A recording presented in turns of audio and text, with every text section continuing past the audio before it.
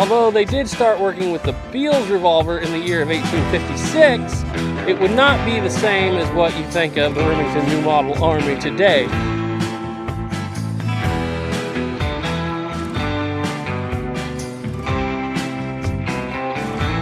And if you're like me, you're into the history stuff, the books, like the guns are worth their weight in gold. Because the gun, it's fun to shoot, it's fun to point with, but without the story there, if you're a history person like I am, without the story, it really doesn't mean all that much.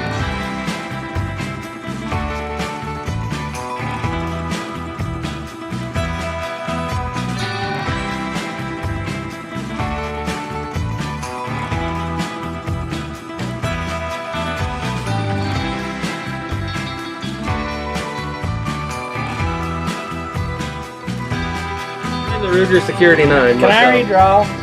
You already looked? No. You sure Alright. you did? Now on 3.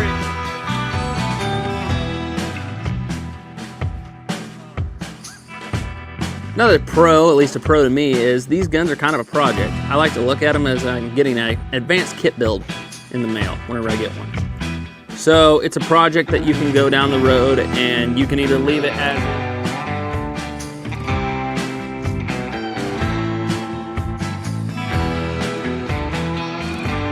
Most people believe that the Walker was Colt's first extent to a very, very large pistol, but it wasn't. This was. This is Colt's 1839 patent firearms revolving carbine pistol. It is massive.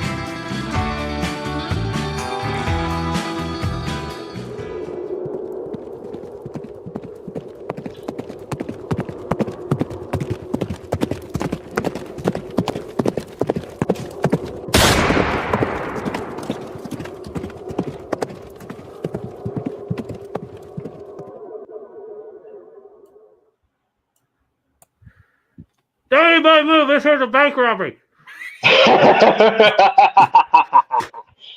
Ah, yes. Now the snapper is taking over the whole world. We're all going to be stuck in bandanas. Oh my goodness! I see why you don't like doing this. This ain't no fun. Oh, I told you. Trust me. When I take it off, I'm like, oh my God, I can breathe. Like, holy cow, what is it like to breathe? I've been curious. It's going to be nice. Well, this is All right, so which one of you is the snapper? I got the silk. I have to hide this, or Ethan tries to load it in his muzzle loader. Oh yeah, I can see that definitely happening. Out of his muzzle loader. Yeah, this is silk too. It's been so long since I've seen Duke in a hat. Man, you really got Arthur Morgan vibes going right there, Dick. You know, especially with the bandana, he does, doesn't he? So this He hat I doesn't. bought when Red Dead Redemption, the first one, came out. So this was my John Marston hat. Yeah. Oh. that's It's gonna be kind it. of shrunk up. It don't fit real well. That's why I don't wear it anymore, because it's a wool one. So as I sweat, the top shrunk down. Oh, that's good. All right, I'm unmasking right now because I can't stand that. Oh, trust me, I will soon. Matter of fact, dude, I guess we could do it now because I am freaking. I've been wanting to unmask for like 2 years now. I think this is gonna, and everybody's like, this is gonna change you. But what a lot of people don't understand is this is gonna change the way your channel is. You're over 2,000 subscribers now, so now we're gonna see Snapper's face, Snapper's table, Snapper's guns, maybe some of that coming up in your channel, and it'll be more like not just tabletop stuff. Exactly. And you guys could just go ahead. And you guys could just get to know me better and whatnot. And yeah, I mean it's might as well. You know what's kind of funny? Before we do this, you'll be amazed how many people have found me on Facebook and asked, "Are you Snapper?" Yeah, I never reply, obviously, but you'll be amazed. You'll be amazed how many people. For a while. Yeah, it's not hard, but yeah, you'll be amazed. This is kind of it. Your channel is growing pretty fast, and I think it's a good idea. Now's the time. Even though after Jake made his Halloween video, the mask became synonymous with. Oh no, I forgot about that. Oh crap. Well, I guess I can't take the mask off now. Thanks, Jake. This is all Jake's fault. Anybody mad at anybody? Get mad at Jake. That's his fault. Speaking of that, that actually is going to be an upcoming maybe collaboration. Jake's going to be down for the Antique Arms Show here in Las Vegas. Hopefully, we'll see. Cool, nice. So that'd be fun. Knock over another Colt gun? Oh, say that again? I said, are you going to knock over another Colt gun? Oh God, don't know. Now I don't have to keep my mask on. People are gonna know who I am. Oh crap! Not just any Colt gun, Caldwell's gun. Caldwell Colt's gun, the son of Sir Samuel Colt, the man, the inventor, the everything in the world of black powder revolvers. I knocked over his one and only living child's gun that lived to an adult. Yep. And then Well, no. I asked, could I get cheaper now that it had fallen over? And didn't, huh? Hey, this has been dropped once. I saw it get dropped, so how much now, you know? Now it's French. Matter of fact, that was Squib's excuse. Matter of fact, it's so funny the way it worked out because Squib was sitting with my son, and they're watching me over there because I'm going up to it. It's in a little case, right? And I just kneel down next to the case. I don't touch the case. I don't touch nothing. And I think, it had the little bottom here, and it was on a really unsturdy platform. Like if you just touch the table a little bit, the whole gun would move. And it was funny because right before it happened, Squib looked over at my son and says, watch, he's going to make it fall to the ground to try to get it cheaper or make it fall so he can then at least hold it. And I would never do that, but that's exactly what happened. He's like, now that it's fallen, watch, he's going to have to hold it since it's already out of the case. Yeah. But I did not do it on purpose. I swear to God, I did not do it on purpose. Yep. But it was, hey, if it's already on the ground, you got to open the case up. Can I hold it? So, yeah, at least I got to hold it. Garza Vlogs said, I believe it or not, I think I prefer him with the bandana. He looks like he's related to the ghost of Bill Brazelton. We were just talking about that. Yeah, we were. Yeah. It might be a ghost of Snapper. Ghost of Snapper or the I don't know. We'll figure something out. I'm sure I'll find a way to use the bandana somehow. Oregon Outback said you do have Taylor Swift eyes. Aw, me or Duke? Duke, do you got Taylor Swift eyes? It ain't that? me, boys. No, no way. Yeah, it's definitely Duke. It's definitely Duke. Come on, Duke. No, sing a little Taylor Swift for us. No. Duke. No. Copyright infringement, Snapper. We can't do that. Yeah. Go get it. Yeah, that's right. I think I wanted to go out to that antique arms show for the last couple of years because we've been doing this for just under 3 years now. Actually, over 3 years, I think. But ever since the pandemic, and I ain't never met Snapper yet. So. Yeah, we've never met in person. Now we've talked a bajillion times, and we've sent stuff back and forth a bajillion times, but never met you in person yet. The 10th anniversary, we might have to. Well, you know what we need to do is we need to set up some kind of a little fund that we could make to get you down here for next year. That's what we should do. At some point. Or heck, I bet you if tickets aren't expensive, we can definitely figure that out. That we might be able to figure that out for you. Tickets aren't expensive, and you can take time to come down. We could probably arrange that for you. Yeah, Dustin said, gasp, no way. Are we going to see the real Snapper? Not like Dustin ain't never seen the real Snapper before. That's the big secret that nobody ever knows is technically if you've been on the show as a guest, you've seen the real Snapper before. Yeah. Gunsmith 4570 said must check his face against all wanted posters. Oh no, now they actually figured it out. We don't tell anybody how any of this came to be. Texan 1836 says, I'll believe it when I see it. Diane Houston says, hello all. Caleb says hi. Zachary Smith said, got my UPS shipping notification for Military Heritage today, 1816 Springfield, inbound for next Thursday. Kind of cool. Nice. I'll be testing it a mile from where the Mexican Army crossed the Brazos River. Cool. Hey. And that's the one we have. That's the one Military Heritage. Well, one of a couple that we haven't ever had yet. Be interesting. I need to get me one of those. I definitely need to get me one of those. Gray Pilgrim said Snapper will join administrative results. Oh, yeah, you've seen his channel before? That's funny. I didn't never. Well, like a small world. Louisiana Gray said Happy New Year and good evening to all hosts and viewers as well. Hey, Louisiana Gray, glad to see you, buddy. If I choke up here a little bit, guys, I'm fighting a bad cold, so just so you know that.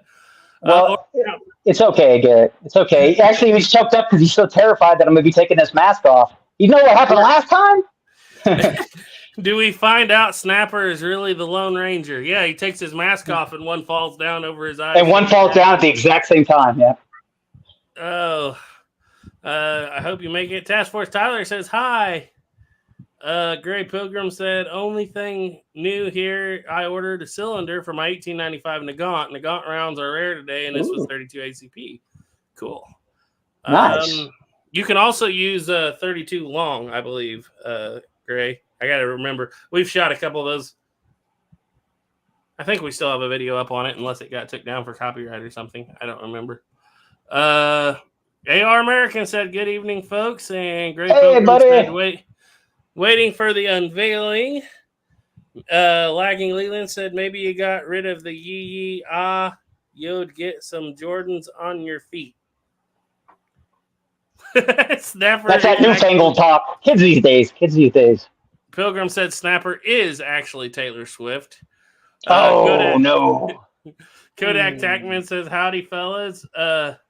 Lagging Leland said, let's get it started. Task Force Tyler says, no. All right. I'm just kind of scrolling through here. See if there's a Surfront Hanzo says hello. Let's see. Gray Pilgrim just ordered a new book on the Allen and Thurber Pepper Box. How many people are on right now, anyways? How many people are in the chat? 50. Oh, nice. Gunslinger said, I'm in for a while, way past my bedtime. We're about there, guys. We're going to give everybody... Yeah, sorry, guys. We had to start an hour late today because I had stuff I had to get done today that was on an hour away. And I literally just got home. I mean, I got home maybe 10 minutes before this started and had to throw everything up and get ready. So, sorry about that. That's my fault. Vaquero Joel said, good evening, everyone. Task Force Tyler said, is that Arthur Morgan? Lenny,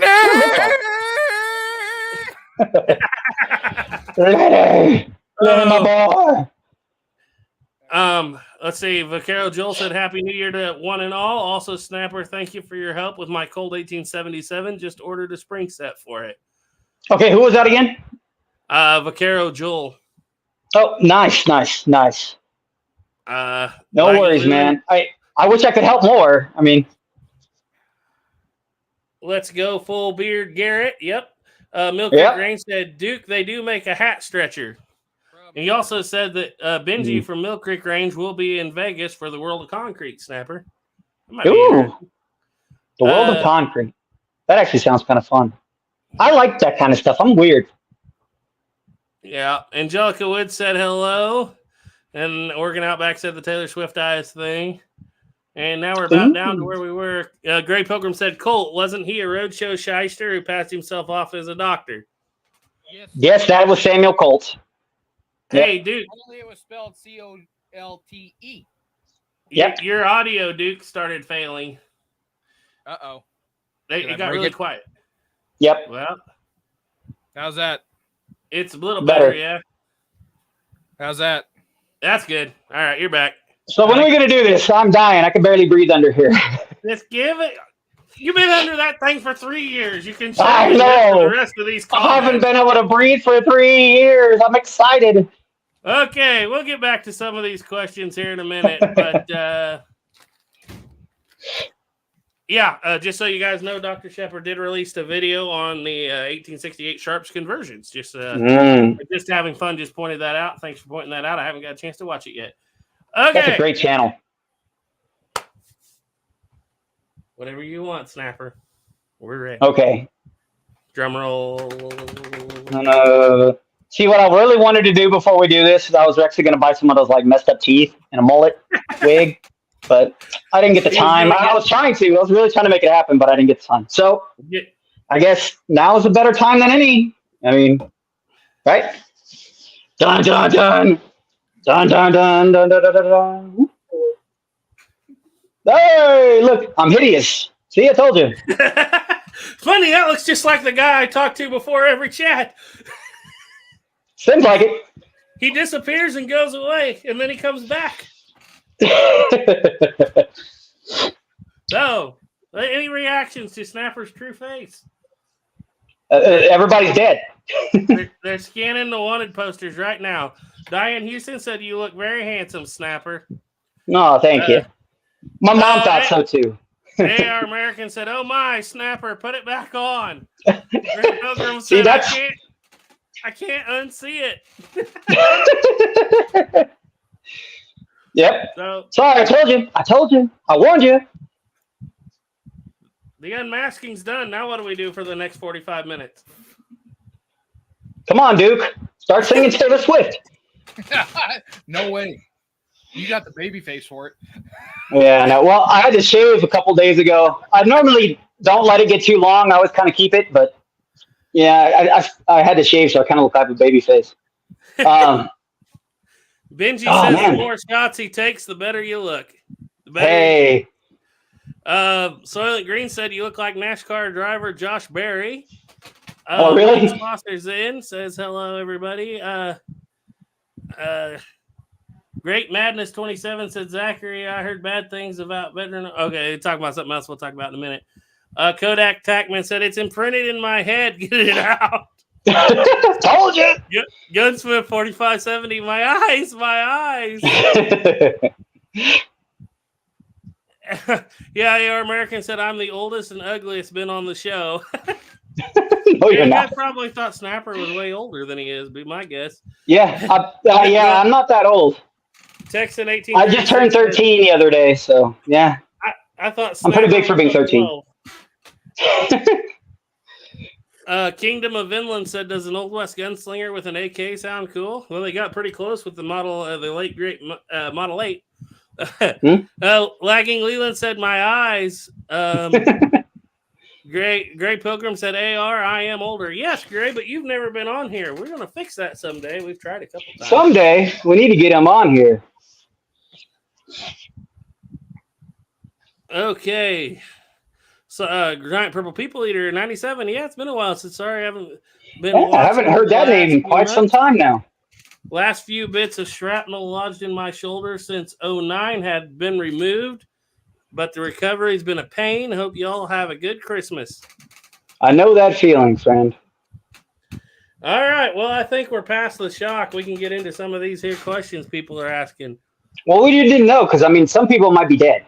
I mean, we're not sure if they're all there now. Still running an even 50, so if they're dead, they didn't log off before they died. They didn't log off. Well, if it's any consolation, Snapper, I've seen hookers that looked worse. So, hey, you just got to drive around here in Vegas, man. You'll see a person that kind of like a fat version of like, I mean, the nastiest truckers you could imagine in a woman's tight skirt with a long beard. It's a messed up place to live, guys. If you guys really want to see something that would be even uglier than Snapper, go back about 2 years ago to the Halloween episode where I shaved. I'm not doing that again. You aren't ugly. You just look like a completely different person. I had no idea who you were, and I know you, like actually know you. And I'm like, who the heck is that guy? He's sitting there wearing coveralls and a John Deere ball cap. Yep. Like, who the hell is this redneck? It was like, man, I've never seen this guy before. And he talks. He's like, what? Is that Garrett? So I got to ask, Snapper, how does it feel to be free to breathe again? You've been master. Air, man. You know what? I might be able to get better questions and answers now because of the fact that I actually have oxygen going to my brain. Well, I know it doesn't sound like much, but man, this thing, wearing this thing, you can't breathe. Like, man, you can't breathe. I know. I didn't like it when I was just wearing. But I will say, I think your channel is going to take off now that you can kind of have the same format as everybody else. I agree. And I can do so much more now, too. There were things I wanted to do that I couldn't do.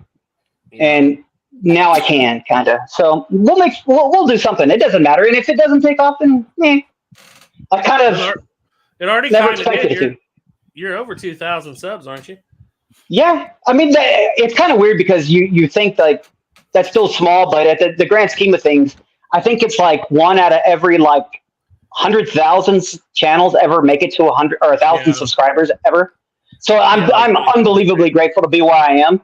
And believe it or not, the only thing that has kept me going through this was the people. It's not the idea of getting monetized or making money on it. I really don't care because that part's not that important to me. It will be one day. It'd be kind of nice to get paid to play with my toys, or at least recoup some money from blowing lots of money on making black powder or that kind of stuff.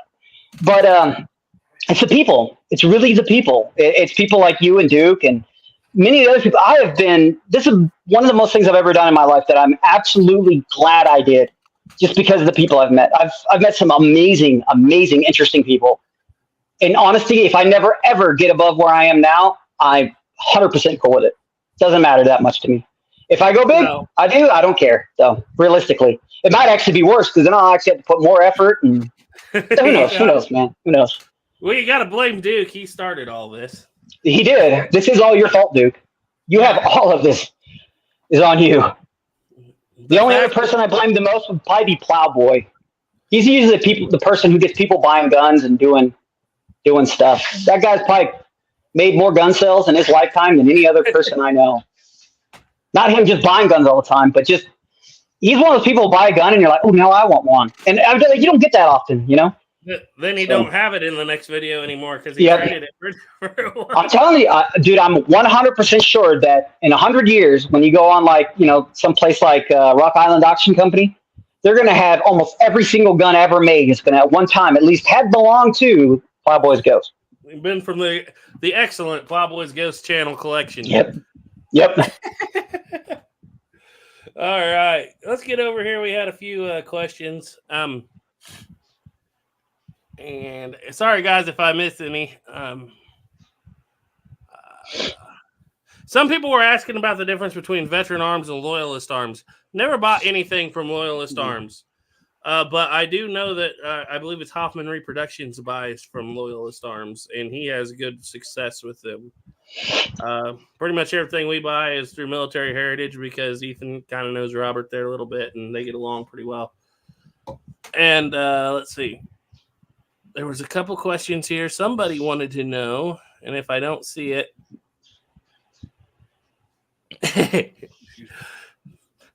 So Green said a snapper face reveal April Fool's video. He pulls the bandana off to reveal another bandana. Believe it or not, we were thinking of funny things to do to mess with people. Like actually tape another printed picture on my face with little holes.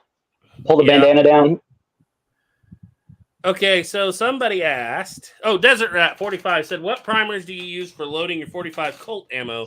Does it even matter? I'll let you guys go first. Duke? I just use the CCI large pistol primers. I use whatever large pistol primer that I can get my hands on. I have tried Magnums, and they do give you a little more oomph, but I didn't really. I kind of like the regular primers better. Get just as good of ignition. And being wishy black powder, I've never, believe it or not, I've never ever shot 45 Colt smokeless. No, I lied once. I bought a box of 50, and I think I shot 5 or 6 of them out of it, and I actually emptied them and reloaded them with black powder. Right. But yeah, black powder, it's so easy to ignite. It doesn't matter. There's a lot of people that say that you got to have the Magnum, and I'm like, I've had good luck with everything that's large rifle. So, well, I use the Magnum, but mostly just because we have 44 Magnums, and so that helps carry over.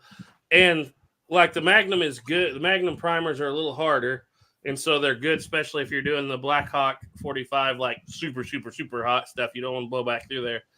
But I prefer, if I can get them, Federal Magnum large pistol primers because Federal's about the softest, so they're the easiest to set off for Magnums. And I like the Magnums, like I said, just because I have a few other things we got to use them for. But they really do set off they give you a little boost in power in the black powder. But yeah, right now I'm using. I just got done using 1000 Winchester, which they don't have Magnum. Their box says good for Magnum or large pistol, and some of them were a little hard.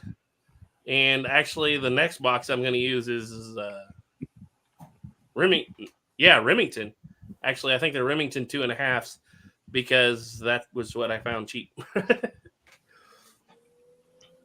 So I hope that answers your question. Yeah. I actually reload my primer sometimes too. We have videos on that. You the same way you can make a caps for your cap and ball. If you reload and you push out your spent primer, there's 2 components to it. There's the cup itself and there's a little anvil on the inside. If you take that anvil out, clean it out, and then use yourself a punch, and you knock back that indent from your firing pin. You'll get it flat again. You can use either mashed up match heads with scrapings off of the powder, the match box itself into it. It's like a glass and something else mixture that helps it go off. Or you can buy the little cap gun paper strips, and you just cut those out and stick them in there. And you put that in there and the anvil on top of it. And what you want to do is use rubbing alcohol, make sure it's wet. Because you got to put that anvil back in, and crushing it will usually set it off if it's not wet with alcohol. Once you got it together, you can load it, and they work great. I've never actually had a problem doing that. And I've done it both ways of using matches and non-matches with the little paper strips. Speaking of caps, I got a email the other day from Classic Guns Day from Doug, and he's been working on that. Poor Doug. He's had that 1861 Navy from Cimarron sent back like 3 times. Wow. And he was wanting to know about caps. You know, he was finding some places online that some of them look pretty fraudulent because still had caps at like 2018 prices. But he was wanting to know if you guys have found any caps. I just had to tell him I haven't shot cap and ball revolver for almost 2 years unless it's a Colt video, just because I can't find caps. And Snapper makes them, but I don't. That's a lot of work. I don't make them unless I absolutely have to. I got 50. They are not fun. That safe that, and I'm not using them. Yep, you're saving them. It was about this time last year. I think it was this time last year I found you sent me several thousand. And I want to say I bought like 3,000, and I sent you several hundred. Yep. But they were the CCI caps too. They're not the greatest, but hey, it's better than nothing. It's better than the homemade ones. Because the homemade ones, man, it's not that they're bad. It's just that they take forever to make. You'll spend a whole day and make 100 of them. I mean, it's really slow and tedious, but it's better than nothing. I don't even think they're making the Remingtons anymore, from what I heard. Maybe they're popping up somewhere. And that really ended it for me on a lot of replicas, because I can't stand to shoot CCIs on a lot of replicas. On a lot of originals, small CCIs work just fine. But I actually got a fix for everybody that I've been working on and kind of making better. So instead of actually going out and having to buy a new nipple for your gun, the other day, and I don't know why I never thought of this earlier, but I was sitting there working on the nipples that I'd taken out of a gun, and for some strange reason, I was like, I wonder what happened if I just sit here and hit it with a really sharp punch and all the way around the outside of it to bring up burrs. And then you could stick on any cap. It stays on. It doesn't get sucked off, and it works perfect. I just went around the outside of that nipple on the outside and just gave it a bunch of little whacks with I used a hardened sewing machine needle, a sharp sewing machine needle, hardened needle. And I just I just tapped and made sure I could see each one of those little taps.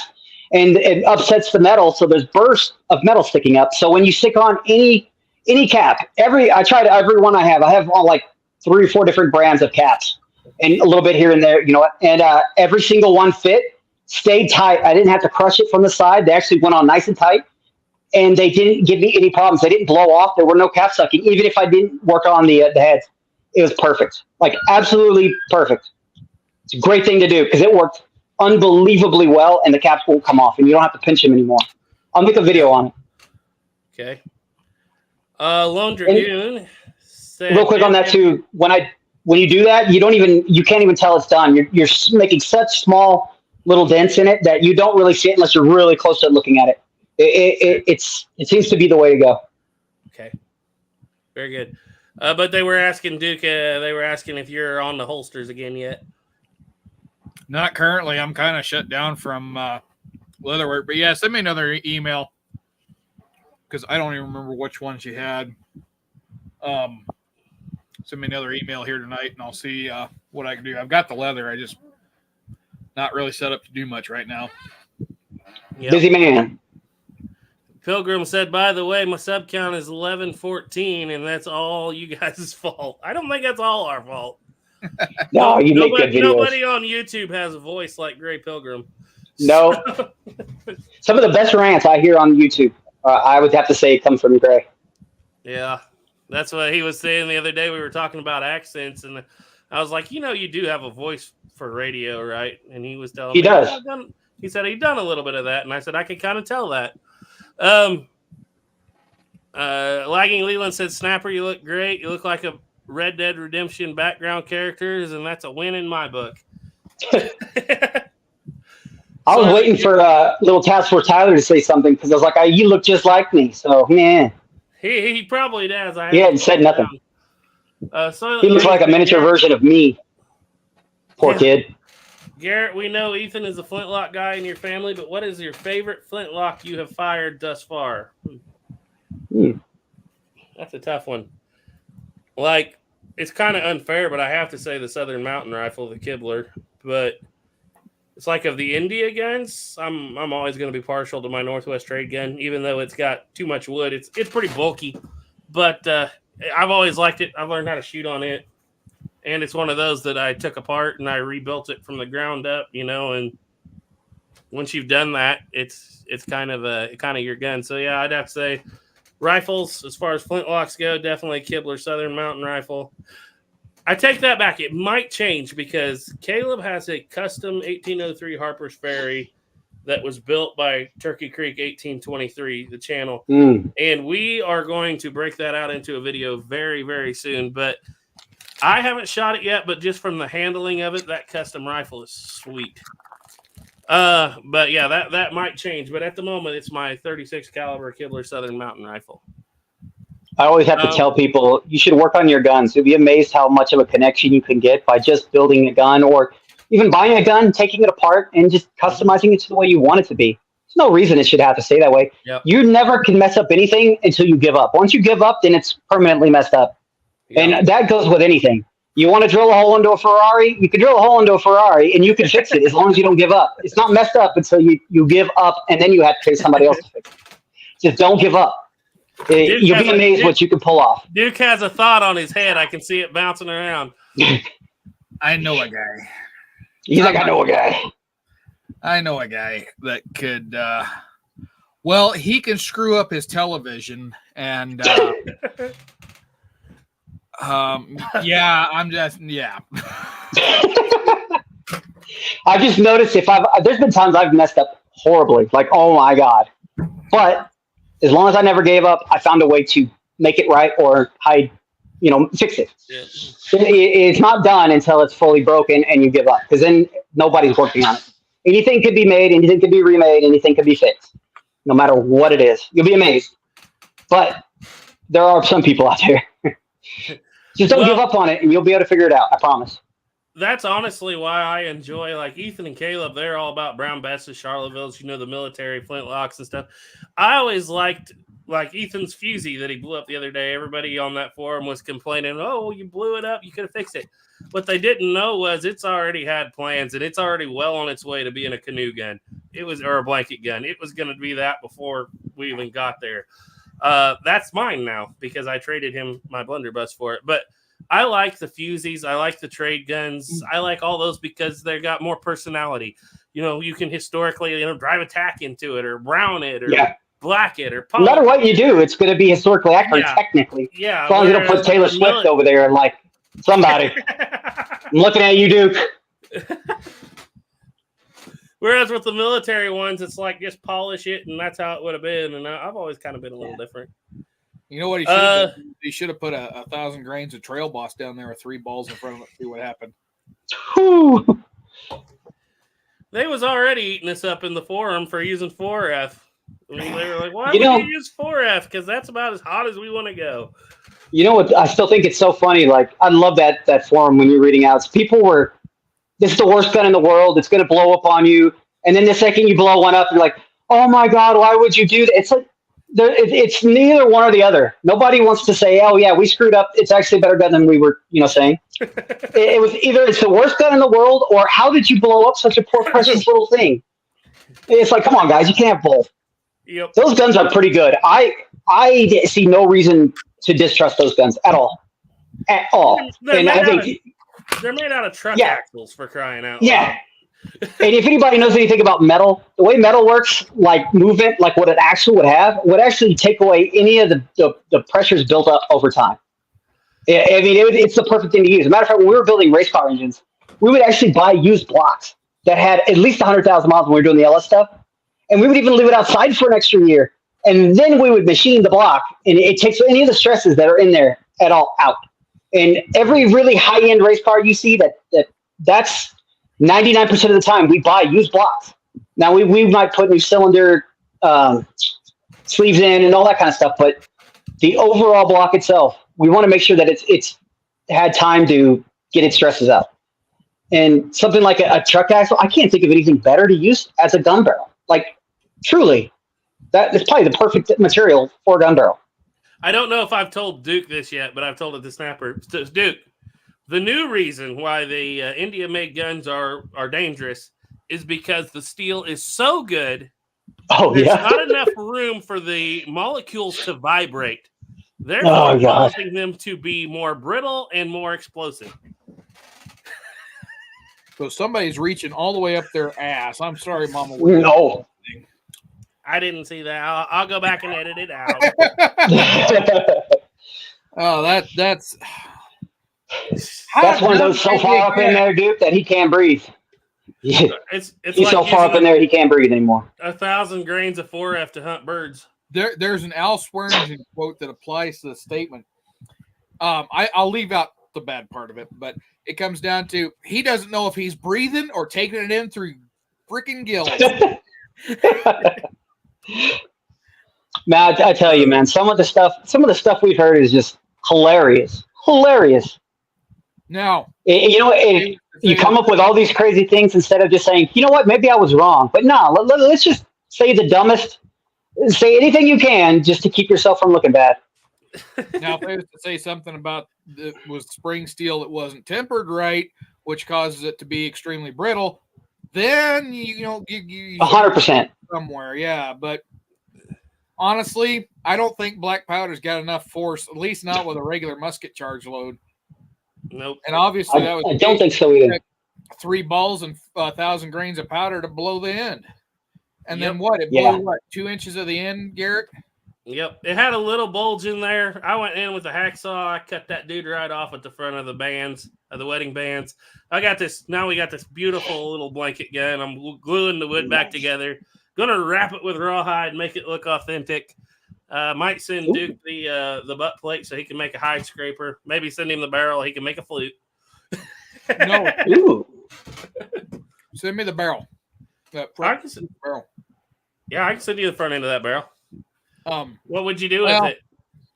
Never mind. I was thinking they did make a hide scraper that the natives would, but the ones I've seen are octagonal barrel.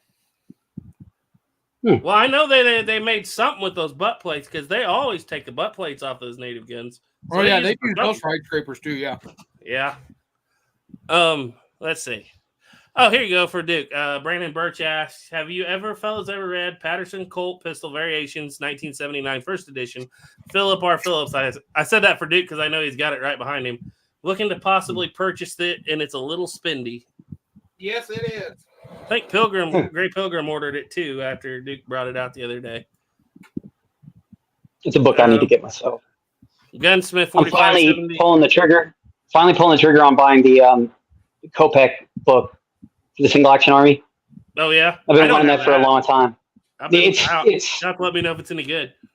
It's supposedly the best. It's their findings of guns that actually come in, and they're usually the military guns, but not all are the military ones.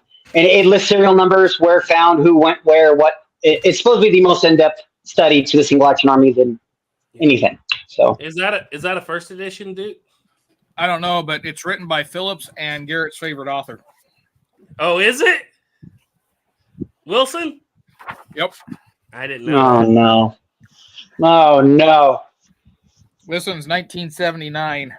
Now, a lot of times he just writes the foreword in the book and gets credit. Did he do that? No, James Severn, who writes the second Colt Bible. So Hayden and Belden is the first and Severn's the second. He wrote the foreword. Then the introduction's written by Phillips. And then on the historical background, the introduction's written by R.L. Wilson. So, but is it just the introduction, or does he write the rest of the book? He writes, it looks like part 2. Oh, which well. is the history of it. Oh boy. Oh, fun. So how do you find it? What, the history of it? In that book? What do you think of Wilson's? Because they're asking, is it worth the I don't money? know. I never read it. I just looked at the pictures. It's like, I don't know how to read. What's this? I will give No, that I to actually- R.L. Wilson. Nobody takes pictures like R.L. Wilson. That is true. If you want a book for tabletop, like your coffee table books with the beautiful pictures, yeah, he did good at that. Yeah. No, this book, to be completely honest, I got it when I was going to do the Cult series videos. Never did it, so it just sit over there on that bookshelf for a long time until we was doing that one where we was talking about the Beggar Patterson models. Because Snapper, well, it's on the intro of this video where he's got the book with that one Dragoon pistol. And I was sitting there, and I'm like, no, there was another one they had that was a prototype for the number 4. Because if you familiar with the Colt numberings on the Patterson, they skip 4 and go to 5, which is a 36 caliber. And I think it was, me and a couple other guys think that big revolver was supposed to be number 4, and it never got produced. But I never opened this book until that day. I was looking for that, and it's in here. And Oh, crap. I just realized we got to refilm that intro now, too. Oh, well. Oh, well. did we lose Garrett? I think we did. Uh-oh, here we go. I think his side of me finally got him. It took him. He's gone. Yeah. The mask come up and grabbed him. You know, when it comes to books, when it comes to R.L. Wilson, the best thing... Oh, yeah, that's the gun right there. That is it. That is the prototype, the number 4 prototype. So Somebody tried when it to comes say- to R.L. Wilson, the best thing is he doesn't lie all the time. I mean, he made us some crazy stuff, right? I would read whatever he says, but I wouldn't take everything 100% like that's exactly what happened. And then just go through different people's and make your own mind up. Because nobody back, especially in the 60s and 70s, people really didn't know what was going on. They had to look at these guns and they were coming up with it as they went. And so just take his word with a grain of salt. And he could have been perfect. All this stuff might be actually perfect. But once you start lying and you start screwing things up, when your name's attached to something now, it's like, can you trust what this person says? And that's the only reason why I prefer not to even add any of his any of his information in, even if it's correct. It's just I don't want to be put in the situation of going, oh crap, you made me look like an idiot. Yeah, but if you want to learn, you have to read it. You have to read it and read other people's stuff as well, and then go from there. Read Pate, Charles Pate. Mm-hmm. Read Breslin. Mm-hmm. I'm Breslin. Oh yeah. Going to find R.L. Wilson even in those books. He creeps in because he's in everything. He was like the godfather of the cult in the 60s and 70s. I mean, he was like the man on top. If you wanted anything with cult and they did a movie or a TV show or anything about cult, you're going to see R.L. Wilson in it. He was Mr. Big Shot. That's why I like Haven and Belden so much, because even though some of the things have been misproved, it was before him. But yeah, it was before him. We have to look at things because we're putting our reputation on the line every time we make a video. Or something we're going to have to go back, especially if it's like one of our videos that's long and takes us months or even years to make. Yeah. And it's like, and if you don't want to go back and erase all that, so we can't use anything of his. I don't. I know. I like to find my own information and try to do, but I don't. And it's if it's got his name attached, I have to read it from at least 2 different people if his name's attached before I'll even consider it.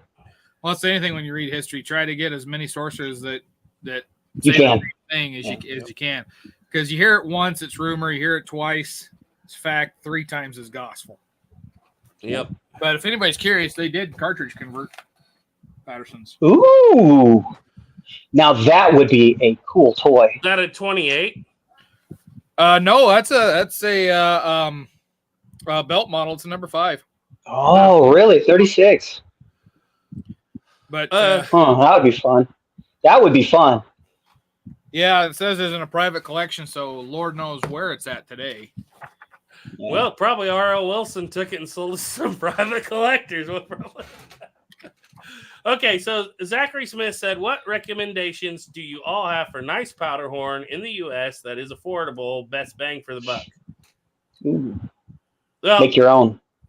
I'm going to say this. I got one of my favorite powder horns right here.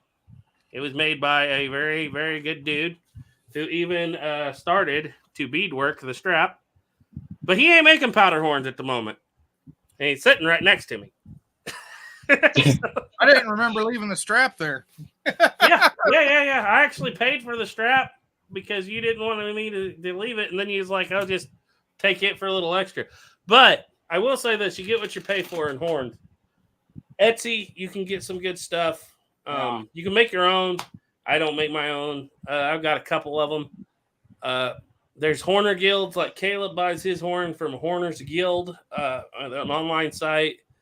But those do get pricey. I like to spend $100 on a horn because it's like a gun. This should last you your lifetime. So the problem with that horn right there is it's going to be a pain in the butt whenever you decide to fill it. I've already fixed it. You see the little bend? No. I took and bent that back ever so slightly, so I've got more room to Oh, bow. okay. And I filled it. Actually, I've been through about 3 horns worth of that. I have that one. And will then I have not another one. completely 100% water seal it either, so don't store powder for a long time in it. No, I know. I shoot it pretty quick. But like I said, around $100, I think I give close to that for that in the powder and the strap. I don't remember, but There's some beautiful horns out there. In fact, I forgot I sold it to you. Good thing I didn't go looking for that stuff again.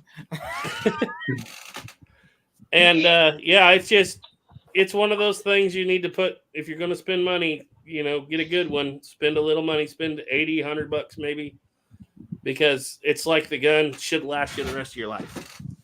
Flasks are a little different in my opinion, but there's a nice one. This one's got a fitted plug. We heated the end of it and put a plug in there. The only thing is I had a moth infestation last winter. They got it on the table and they chewed a hole right through the side of it. Yep. Wow. And right another thing to always look for is if you're right or left-handed, check the curve of the horn, check the size.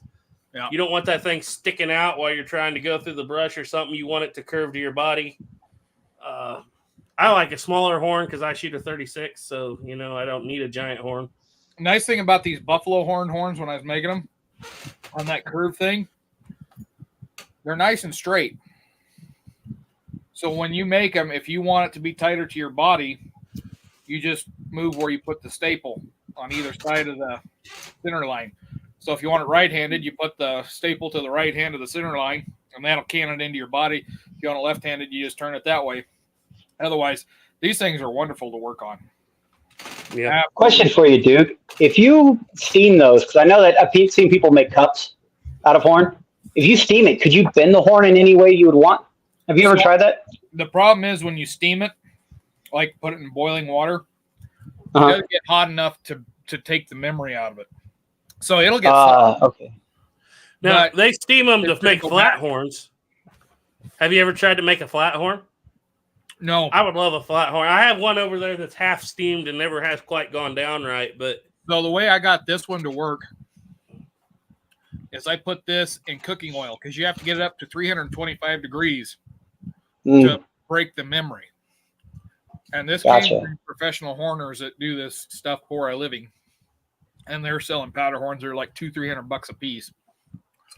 So I dip this, and basically you just got to keep dipping it in because if you put it in there and set it, it burns the horn. So you just got to keep dipping it until it gets up real hot.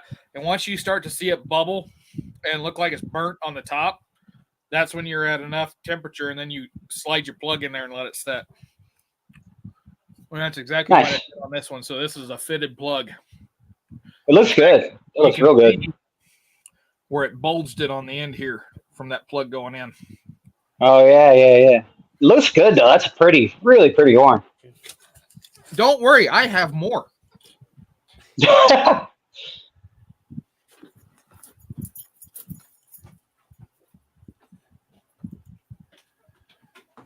my camera went out of focus again. It's been doing that a lot here lately. You all right? Might need a new one. No, I was going to say that my camera's messing up, but this is my old one.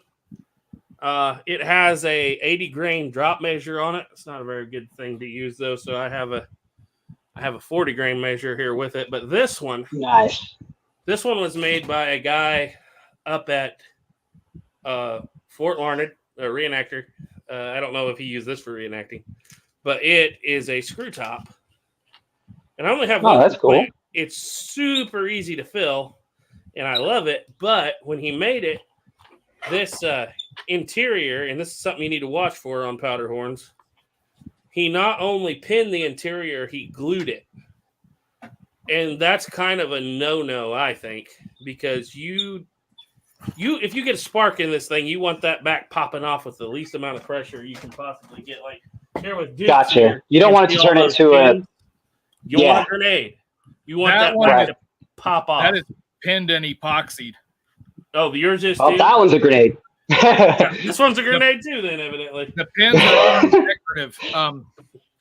No, that's because what it is, that walnut on that one, and like most of mine, that walnut cap is just a facade. It's actually got a piece of pine that's fitted onto the inside, glued in. Just like this one.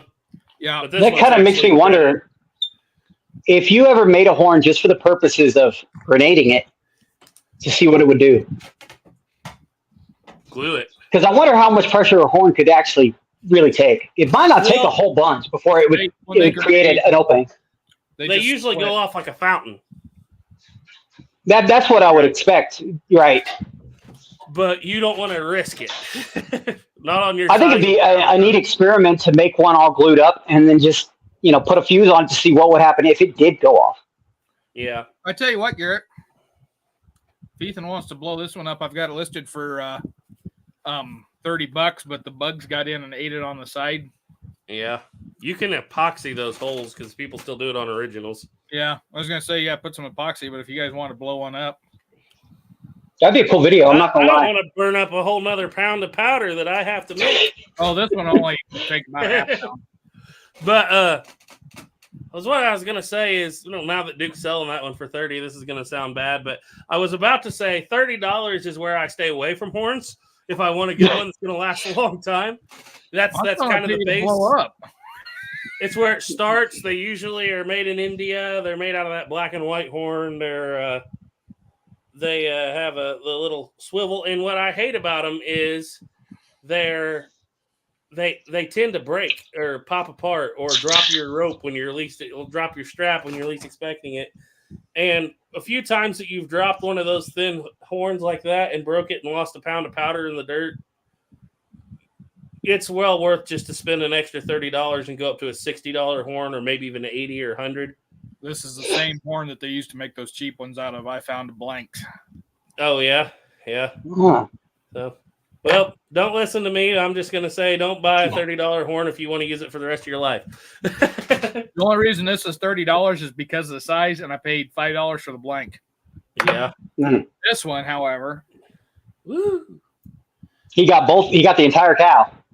that is a double buffalo powder horn. This is they've got examples of them in the Smithsonian. That's interesting. And actually, I made most of this at Bent's Fort. When I was working out there, I did all the plug-ins here. The reason why it's got a rawhide middle is because these were not mated horns. These are off of two different animals. You can tell by the way they curve there. But I glued the two sides together. And I was sitting there sanding, and right in here, I was trying to get it to where it was smooth so it didn't come up to a sharp point. And I made a pass with a sander, and I looked down there, and I could see pine. Oh, yeah. So you went to the horn. Through the side of the horn.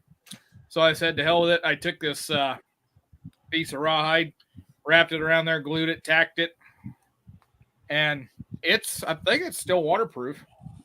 The way you can tell they're waterproof is if you can blow into it. No air comes through, then they're waterproof. And no air comes through. Cool. Yeah, there's no air. It's all coming right back out in my face when I spit it. That's the one problem. Then you taste it. But back to the original question, long and short of it is, I would suggest if you're looking for not a Horner's Guild horn that's going to cost you $100, $150, $200, Try Track of the Wolf. They got some really good $60 horns of different sizes. That's where that is. There's some gorgeous horns out there. The horns to me are kind of one of those things. It's like, man, I always like, I'm weird. I like to get the nicest thing I can. And then before you know it, you end up having like some stupidly overly priced horn that you're not going to want to use. But there's some gorgeous horns out there. Man, are there some pretty horns, especially the ones that have like a map built into them. I want one of those. Yep. Atlatl Man said, I really want a blanket gun, but I don't want to spend $800 or more just to cut the thing down. No, that's why I had one made for me by 1,000+ grains of 4F. That did most of the work for you. Did a lot of the work for me, but I'll still say, even with a hacksaw, that was a hard barrel to cut through. I bet. And if anybody's curious what happens after you use a horn every day, outlets like they did over time, it just goes back to looking like it did when it was on the animal. Yeah, rubs all that off. And if anybody's wondering what this leather is, this thing split on me right up here. I had a feeling it would because I put a tack in without drilling the hole first, pre-drilling it. And it split, and so I couldn't find a piece of sheet metal because you see them repaired with copper and with brass sheet metal. Couldn't find a piece that I could put on there. So then I found a thing where it said they were done with leather. So I took this piece of deer leather, sewed it around, and then I started tacking it. And then after I tacked it, I didn't like it, but then I realized I couldn't take it off because I got all these tacks drove in there, and I can't get them out. I'm not gonna lie, that would probably look really cool with copper once it starts turning that green. Yeah, you know, like a nice. Yeah, that would look beautiful. The I Love Muzzleloading channel, Ethan, he has one that's blue. It's like a really sharp, bright, vibrant blue, and I think that one's pretty. Soylent Green said saw stainless, handmade, machine cartridge conversion, Patterson reproduction at a gun show in Pennsylvania a few years ago. I have a photo in my phone somewhere. I'll email it to you. I think I know who done that too. I can't remember, but I remember hearing about it. Yeah. And Patterson conversion would be cool. That'd be a cool toy because you don't see those at all. Shoot the Patterson without the pain of loading it? Wow, right. Right. Pretty fun, wasn't it? Yeah. Just a Patterson with a loading lever is a cool thing. Let alone finding one that's a cartridge conversion. I've never actually seen any cartridge conversion Patterson in person ever. That would be a really cool gun to have. Said my name, I said another bad word. Try not to do that. 4570 Powder Horns and More is a good place for horns. Also, Crazy Crow Trading. But Carol Joel said, "Everyone, I have to go. I'll catch the rest of the show tomorrow. Again, Happy New Year." Serpent Happy New Year. Said, "Thought Duke went out like the Sopranos for a moment." Just having fun said, "I made 2 powder horns from Springbok horns. The horns came out from older gentlemen who spent years in South Africa. He got one and I kept one. Each hold about 10 to 12 loads of powder." Cool. Gina Wood says, "Duke Frazier." With an exclamation. Get him, Mama Woods. Get him. I don't remember what I said. Martin Kavanaugh. Also, by the way, Happy New Year, Mama Woods. Yeah. Martin Kavanaugh. Happy New Year. See your smile, Snapper. Just arrived from New Zealand. We're down there at the end of nice. the comment section. Yeah. I can't stay on too much longer, guys, because I have a bunch of stuff I got to take care of tonight. Somebody asked a little bit ago if any of us have made any toilet paper powder yet. Oh, you have? I haven't. Well, I haven't got to shoot it yet, but I've set it off. It seems like to me, it seems like Swiss. Yeah. Let's just say that I did char some toilet paper the other night.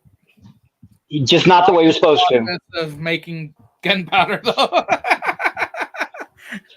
I get that. Some people ask me when I'm going to make that, and I'm kind of to the point where what Jake's doing is he's constantly pushing it, trying to get better. I've kind of hit the point I like. Like, all my guns are sighted for my willow powder.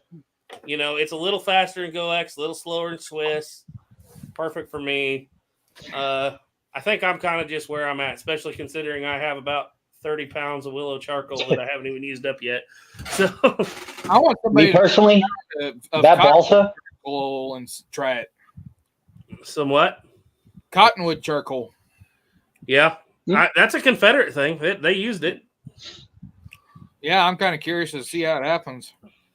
I tell you what, It's been hard for me to get away from the balsa powder because it's so clean. Man, it's so clean. tell you what, Garrett, make me a pound of cottonwood before I get out there.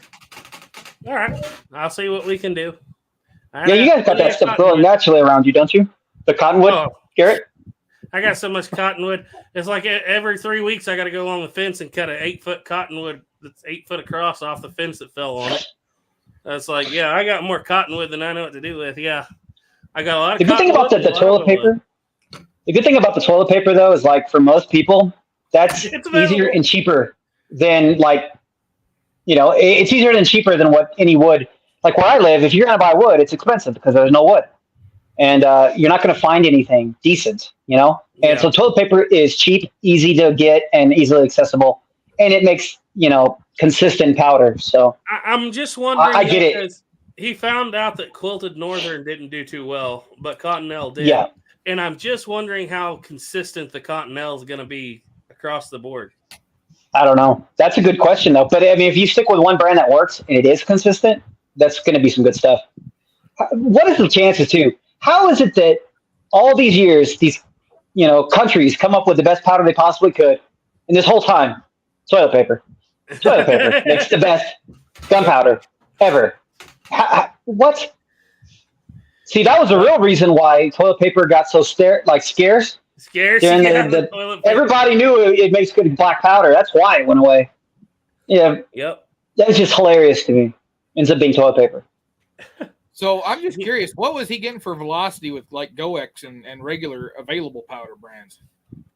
Oh, I can't remember, but it was. I want to say it was in the low 16s, like lower 16 for like GoX, and he was getting like 18. 1750 to 18 now. So GoX and Swiss. Basically, I think, and he might be in here to correct me, but I think he's outrunning Swiss by about 50 to 75 feet per second at this point. It seemed like he outruns Swiss with the toilet paper powder. Yeah. Yeah. I don't think it's clean. It's clean, obviously, but power-wise, I think it was more powerful. Yeah. Which, if you want more powerful, that's what you ought to do. But like I said, I've hit with Willow. I've hit the power level I really care to hit. Yeah, if you're already down like sizing your loads, like for me personally, I don't shoot full-size loads into my old guns. So I really don't need the most powerful powder, but who knows? Yeah. All right, let's get through a few more of these. Four snappers got to go. Gina Wood said, "Happy New Year to all you guys. So neat to see your face, Snapper." Saboteur. Thank you, Mama Wood. Hi, Saboteur. He said, down. He said, "We're down a bandit." We've all bandits. Yeah. Yeah. Beginning. We started off with too many bandits in the beginning. Servant Hansa said, "Have to go, folks. Hopefully see you all the next one. Happy New Year to you." I think we're having a special guest this Saturday, like in 4 days. And Duke may not be able to make it, but we will see how that goes. 3 days. We'll see. We'll see if we have a show then. But yeah, be ready for that. It'll be announced in the community post. Louisiana Gray said, "I like the fact that TP takes a lot of work out of prepping it. You can get 6 rolls in one can and it's done. Toilet paper is cheap and easy to get, except for during COVID." Caesar said, "I built a Traditions flintlock Kentucky pistol in the past few weeks. Second flintlock I own. Thing looks like it needs a pretty small flint." Yeah, look for the small Becky flint, they call it, for the Traditions flintlock pistols. They call them the small Beck flints. They're little bitty. Jay Wheeler's in, says, "Hi, y'all." Yay. Hey, Jay. Yep. Tim O'Neill said, "In Florida, you buy wood at the grocery store for 50 to 70 cents per stick." All right. So anyway, that's about all we had, guys. We've been going over an hour. Man, I got a headache to beat the band, to be quite honest with you. Yeah. And Snapper's got to go. That was a good show. That was a lot of fun. First show I've ever been on that I could actually breathe. Kind of amazing. It's been this way for you guys the whole time. Man, it's like a whole new world. Isn't it? Bing's Jake's making toilet paper powder out of toilet paper. Now he's got to come up with a bidet to clean the gun. One of those One of those we have now. That's the pressure deal that goes up and down and. Oh yeah, the Pedersoli has one of those. Yeah, they do have one. You stick it down the barrel and then you pull it back and it's only $1,200. Yeah. Yeah, that's kind of a black powder bidet. So, Black powder bidet. Anyway, Snapper, what you got coming out, buddy? Oh man, I've got a couple of videos ready to release. I just got to do it. I've been really busy spending time with the family lately. But I've got several I gotta release. I have many filmed and set up. And don't forget the I just got to pick. Might be a New Testament coming out. Ooh, yeah, you got that. Matter of fact, you know what? That's probably what we're going to do first. Yeah, There's going to be a new series coming, you guys, that I think you guys might love, or we're going to be stoned to death. One of the two. And We'll find out. Duke saw it. He liked it. I'm just waiting for the 1911 and the Glock one. Yeah. Ooh, Yeah, don't worry, we'll get there. We'll get there. But anyway, so that's coming out. Duke, you got any Johnny Rebs coming out? Eventually, I haven't had much of a creative flow here because with my current job, I'm not going to get into where I'm working at, but bangs, I'm a security guard. 10-hour shifts, it's like it gets exciting. So a lot of times on my days off, I just sit back and relax, which is why I haven't done much for leatherwork and stuff here lately. Yep. But one of these days here soon, we're going to get something. I just kind of got to get the creative juices flowing. I've just been sitting and enjoying movies and Call of Duty and work. Yeah. So anyway, like I said, tune in Saturday. I think, guys, we'll put it in the community post, but possibly a rather popular flintlock shooter, maybe on the Reload show here. And like I said, Duke may not be here, but Ethan definitely will be. And we'll still stream it to Duke's channel. Yeah, but, let me know what time of day I might be able to make it work. Okay. And let's see. Tune in on Sunday morning. We'll be doing not a flintlock video, which is going to depress a lot of people. I found out on our channel, if we do flintlock and cap and ball videos, we would be so big right now. But every now and then we do the easy videos, and that's what this Sunday is going to be, the GP 144 special. And so that's fun. Tune in to see that this Sunday on 11 Bang Bang. Snapper, you look so refreshed. First time I've been able to go, oh man, we're done, and I'm not sitting here like woozy from oxygen deprivation. Telling you, it's a whole different world out here. All right, guys, I think we're done then. You got anything else to say, Ad, at the end? Well, glad I finally got rid of that mask. As always, guys, trust in God, keep your powder dry. Do I say that on this show? I can't even remember. Yeah, you do. Yep. Bye. You got the right one here. Bye. Arrivederci.